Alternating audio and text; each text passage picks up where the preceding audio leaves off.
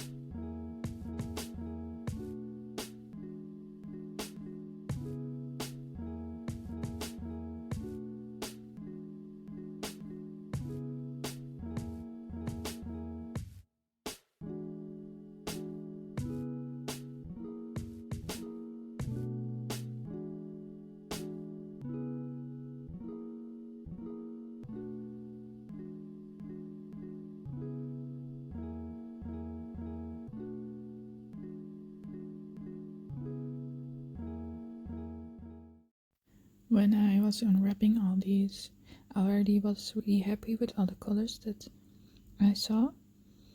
And if you have seen my tropical unboxing from these sets from Prima marketing, you can see it has a lot of vibrant colors in it.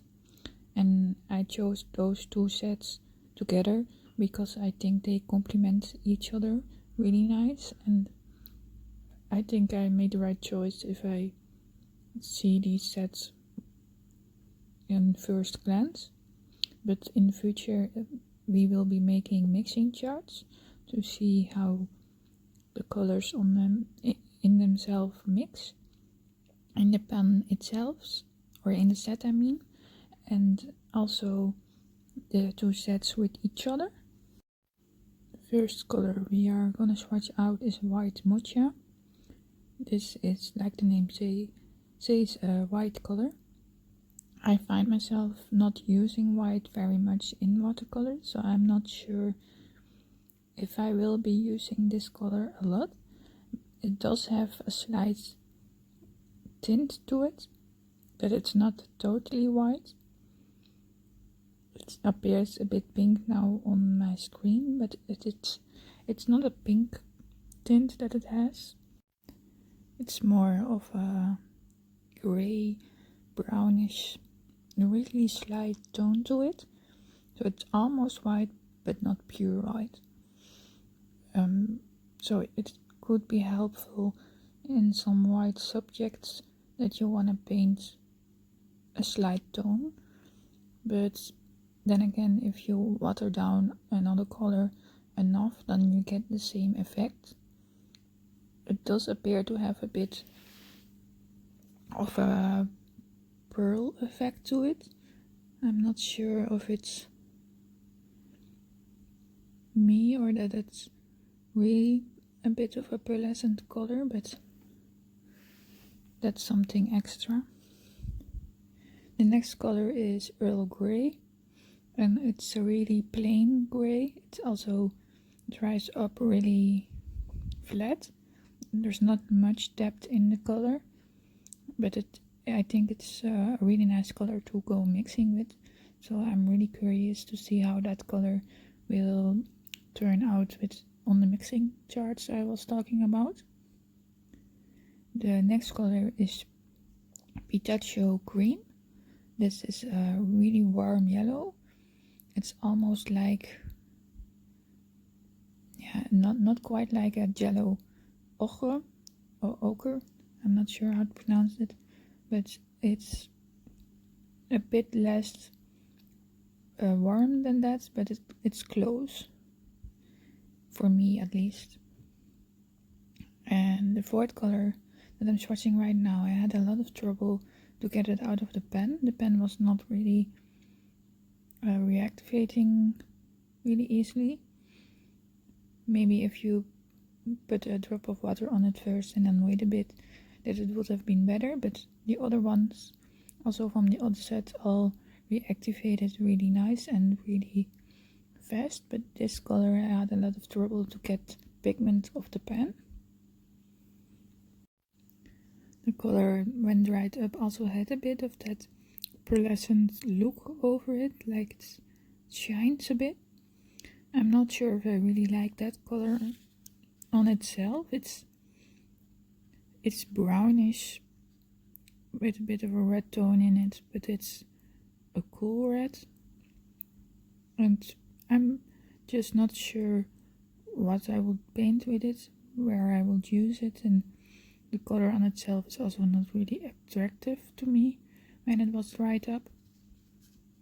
The banana cream instead, that was really attractive. I find that color a really nice tone. It's like the name says, banana cream, it's banana color. And then I mean the inside of the banana, where you have already peeled the outside of it, that really nice, slightly creamy yellow. It's just like that. The pecan is a really dark brown. It has a reddish undertone that makes it a really warm one, but it also goes to almost black if you put a lot of pigment on the paper, so that's a really nice brown. The peach cobbler is a bit of a pinkish tone, and it comes really close to an actual peach color, but I think a little less vibrant.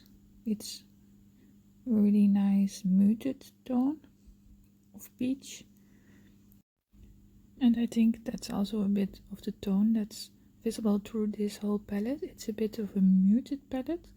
It has a lot of neutral tones in it, but also a lot of browns and a lot of cream yellows. It's not a punchy palette with a lot of vibrant colors like the tropicals. And again, I think these two sets complement each other really nicely. The color that I'm swatching out right now, the pumpkin, is not as orange as it appears on screen right now. It's more of more muted. it does have the same tone, a bit of orangey brown, but it's not as vibrant as you can see, at least as I see on my screen right now. And the apple is also less red and more muted than I'm seeing. The key lime is a really nice green.